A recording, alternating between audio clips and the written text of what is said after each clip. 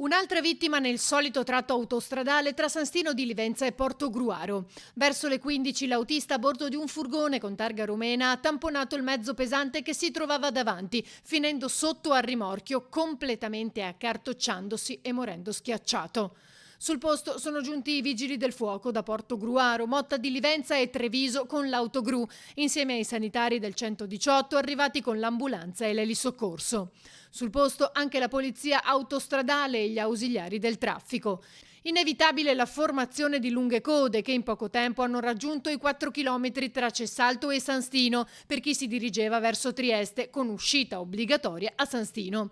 Questo però non è stato l'unico incidente del pomeriggio, perché nella stessa direzione, nel tratto a 3 corsie tra Latisana e San Giorgio, un camion ha investito un camperista tedesco che stava riparando la ruota del suo veicolo nella corsia d'emergenza, ma non sarebbe in pericolo di vita.